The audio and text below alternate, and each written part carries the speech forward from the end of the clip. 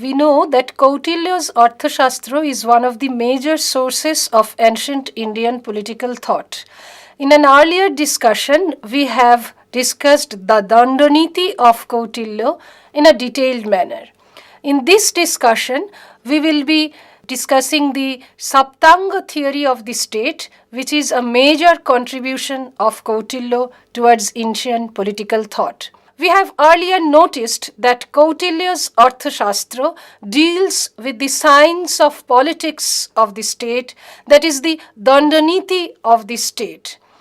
But at the same time, there is an allegation that Kautilya did not develop any major theory. What he discussed is practical teachings which allowed a young prince to become a very noted ruler in later life.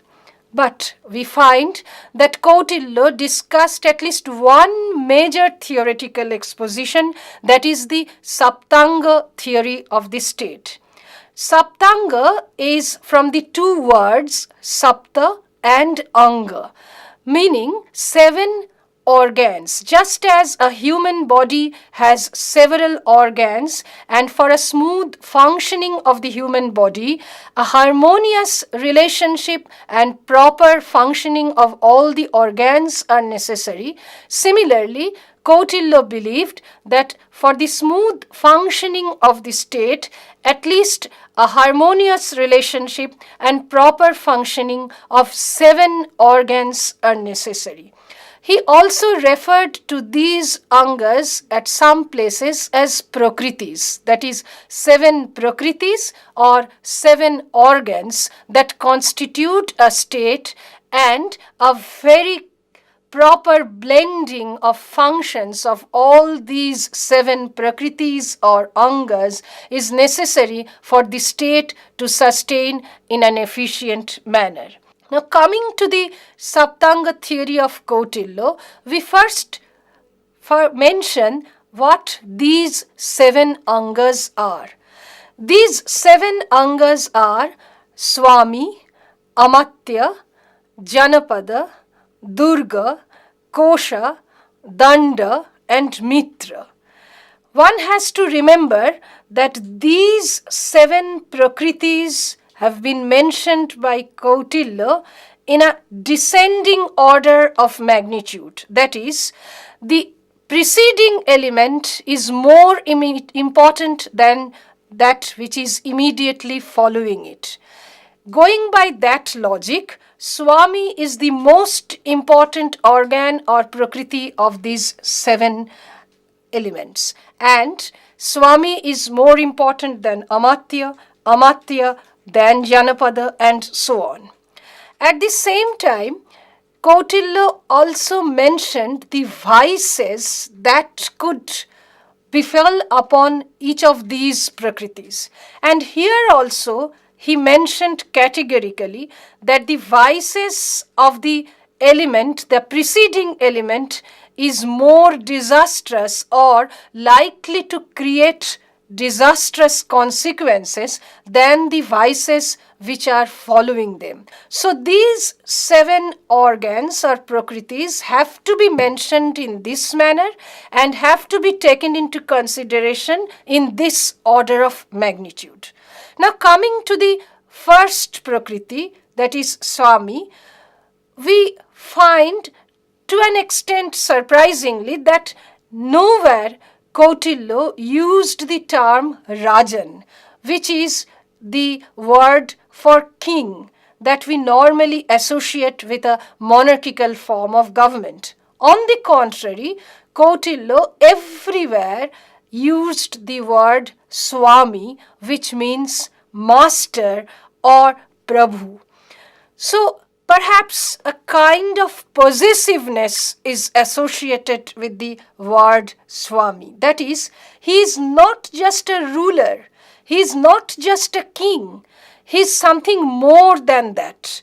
All the subjects are under his not only political control, but everywhere the Swami exists, in every part of the territory, in every locality, and on all the subjects.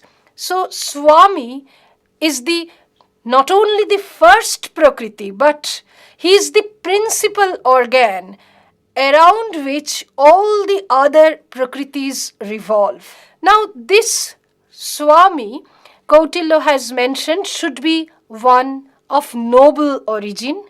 He should have quite wise to conduct the daily affairs of administration and to also conduct the state in a particular vision or in a particular goal that he has envisaged. Now, this emphasis on noble origin indicates that a person of humble origin, or in other words, a common individual, could not aspire to become a Swami. So, Swami is someone who is of noble origin, and Kautilya also emphasized upon the hereditary nature of this occupant. That is, the Swami should be succeeded by someone from his own family, notably by the Yuvaraj, the eldest male successor to the throne. Now, this Swami should have three qualities. One is the avigamika guna. This means that the Swami should be able to inspire confidence amongst his subjects. When he wanted to do something, the subjects should follow him, or the subjects should also consider that particular project or that particular aspect as their own project or their own aspect. So this one is the first guna or quality that the Swami should have, abhigamika guna. The next one is pragya guna. That is, the Swami should be wise enough to deal with all the matters of the state, not only the immediate matters or the day-to-day affairs, but also the larger aspects, the larger perspectives. And finally, the Swami should have utsaha guna. That is, he should be energized, or he should be able to conduct all the activities in an energetic manner, and he should enthuse all his subjects to follow him in that particular aspects. So these are the principal guna or the qualities that the Swami should have. Now, Kautilya also talked about the training of the Swami. It is quite natural that even if someone from the noble origin could not have all these qualities on his own, it needs training. And Kautilya, in a very detailed manner, talked about how the Swami should be trained in various aspects. He, in fact, talked about his training in philosophical discourses. And he talked about three philosophical courses: the Nyaya, the Yoga, and the Lokayata. And interestingly, the emphasis on the Lokayata indicates that Kautilya wanted the Swami not only to be trained in philosophical otherworldliness, but a philosophical thisworldliness too. That is, the Swami should engage himself in the proper expansion of his kingdom, in the proper administration of his kingdom, in maintaining the social life of his kingdom, and in nurturing the economic activities of his kingdom. Apart from training in philosophical discourses, the Swami should be trained in Trayi, that is, the three Vedas, the Rik, Sam, and the Yajur Vedas. The Swami should know these three Vedas in a proper and detailed manner. And apart from this truly academic discourses, that is philosophical and the Trayi, the Swami should be trained also in Dandaniti, that is the science of administration and the science of politics, and also the Varta, that is the science of economic activities or the science of economy. So these constitute the training of Swami apart from the gunas and the aspect of noble origin that Kautilya talked about. Now, regarding the vices, Kautilya said that there could be 7 kinds of vices that the Swami may encounter. He had to overcome these vices in order to develop and maintain a proper rajya or kingdom. Now, next in importance to the 7 organs is amatya. Here, a confusion arose whether mantri and amatya are one and the same thing. Kautilya very categorically distinguished the 2 categories of people. One is mantri and the other is amatya. Regarding mantri, he said that their number should be limited to 3 or maximum 4, because he believed that if there is only one mantri, they should not be relied upon wholly. And if there are 2, they could quarrel. So the number should be fixed at 3 and maximum 4. Now these mantris are the counselors or the principal advisors to the Swami, and mostly they were also from noble origin and most likely to be from the royal family. So this mantri, however, was not mentioned as a prakriti or as an organ in the Saptanga theory of the state. On the contrary, the word that we come across, or the second organ, is amatya. The number of amatya, according to Kautilya, should be around 37 to 42. Actually, these amatya are not the counselors or advisors to the king, but they were the officers or the administrators of the state, or a cadre of officials from which different functionaries were recruited to the state for the smooth functioning of the state. Now, Kautilya talked about several kinds of functionaries, and 18 such functionaries were mentioned in the earlier discussion. Here we will be focusing upon how these functionaries could be recruited and how they could conduct their work. Kautilya talked about 4 kinds of tests through which these functionaries should be recruited. These 4 tests were dharmapada, arthapada, bhayapada and lobhapada. Kautilya talked about dharmapada, that is the test of justice. Those who qualified in this test could be recruited in the judicial department. Next comes the arthapada. Now those who passed this test, that is the test of wealth, could be recruited in the treasury and the departments connected with collection of revenues. The third test is that of bhayapada. Those who passed the tests of fear could be recruited in the army or in the cadre of bodyguards that helped the king in its various matters. And finally, the test of lobhapada, that is the test of greed. Those who passed this test could be recruited in the domestic activities or in the royal palace, because they came to know and they were engaged in various minute details of the home affairs of the monarch. The third organ or the third prakriti is janapada. Now, the 2 words jana and pada have been combined to create the third prakriti or organ of the state. Clearly, by this word, Kautilya wanted to mention an occupied territory, not just a territory inhabited by the people.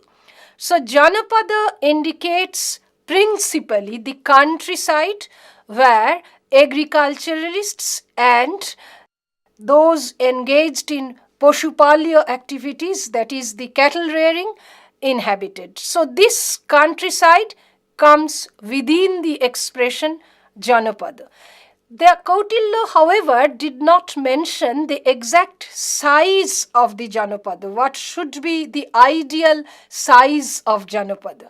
But from a reading of the entire treatise, we could surmise that Kautilya always was in favor of larger territory and larger janapada. He in fact wanted to establish a large empire or a large territory different from smaller principalities that were there before the rise of Magadha. So this is Janapada. The fourth organ or the fourth prakriti is Durga. Durga means the fortress. But here Kautilya did not just mention Durga as fortress. What he wanted to convey by this word is the fortified capital. That is principally the town. At that time, the capital was the only town that where different kinds of people engaged in different kinds of economic activities and belonging to different social strata inhabited. So this town should be fortified properly so that this town could in fact tackle any external aggression and could check any internal security problem. So Durga is the fourth prakriti or organ that Kautilya mentioned, and here we find that not only people engaged in different kinds of activities lived there, but people belonging to different varna also lived, although with very clearly demarcated territories. That is, there were specific areas for the Brahmanas and likewise specific areas for the other varnas. It was seen, or it was the task of the Swami to see that there should not be any intermingling of these four varnas. That is why clearly demarcated territories were there for the Durga. But unlike Janapada, Durga could inhabit all the kinds of people there. And in fact, regarding the vices of Janapada and Durga, Kautilya mentioned that when different kinds of people began to inhabit the Janapada, that was a vice of Janapada, because in Janapada, there should be the agriculturalists and those who were engaged in Poshupalya activity. Likewise, the vice of Durga is that if only one kind of people belonging to only one strata began to live there, then that is a vice of Durga, because in that case, the Durga would not be in a position to tackle any external aggression or to check any internal security problem. The fifth element that comes within this Saptanga theory of the state is kosa. Kosa means the state exchequer. Kautilya believed that kosa is more important than the next element, the danda or the army, because it is the kosa which sustains the army. A fully developed state exchequer full of wealth can in fact sustain other activities. But any replenishment in that aspect could lead to a deterioration of the Rajya or to a failure of the kingdom to sustain in a proper manner. Now, regarding kosa, Kautilya mentioned or has used two terms. One is Aya Sharira and the other is Vyaya Sharira. Aya Sharira means the sources from which the different revenues come and which could fill up the state exchequer. With respect to Aya Sharira, Kautilya has enumerated different taxes, different levies, different sources of revenue, which could in fact fill up the state exchequer. And with respect to Vyaya Sharira, Kautilya mentioned the palace expenditure, the expenditure on army, the expenditure on war, and so on. And these constitute the sources on which the kosha could expend, or the Vyay Sharira, that is the areas where those wealth could be used. Now here an interesting point is that Kautilya mentioned that in times of emergency, a higher taxation could be imposed by Swami. That is, he could levy a 5% on the agriculturalists on their agricultural produce, a similar levy on the cattle rearing, and in this way, in emergency situation, the state exchequer could be filled up in this manner. Now, Binoy Kumar Sarkar pointed out that this aspect and this detailed manner regarding how the kosha could sustain the economy and politics of a state reminds him about the issue of a planned economy. We in today's world talk about planned economy, how a state could organize its economy in a planned manner for, say, a fixed time, about 5 years or 2 years. And surprisingly, this element could be found in Kautilya's Arthashastra when he discussed the organ called kosha. The next or the sixth organ or prakriti that comes within the Saptanga theory of the state is danda. This word danda has been used throughout Arthashastra in different manner, in different connotations. For instance, danda means the sovereignty of the state. It is the scepter in the hands of the ruler, which signifies the sovereignty of the ruler as well as that of the state. It also signifies the rule of law. Again, danda signifies the coercive power of the state. We all know that state could exercise, and particularly during the time of Kautilya, it was quite natural and it was accepted by the subjects as also a natural phenomenon that the state could use the coercive power. Now here, when he was discussing the Saptanga theory, the danda in a very concrete manner signifies the army, because it is the army upon which the coercive power of the state rests. This army is used for internal defense and security of the state, as well as to start an expedition against the neighboring countries or the neighboring principalities. Now this danda, according to Kautilya, comes next to kosha because the success and the sustenance of the danda depends to a large extent upon how much the kosha is filled up. Now, regarding the constitution of danda, Kautilya told us, in fact, he deviated it from his earlier masters, that danda could be constituted by all the 4 varnas of the society. Not only just the Brahmanas and the Kshatriyas, but also the Vaishyas and the Shudras. Incidentally, the inclusion of Shudras within the danda is an important contribution of Kautilya to the Saptanga theory of the state. And finally, the last prakriti or organ is the mitra.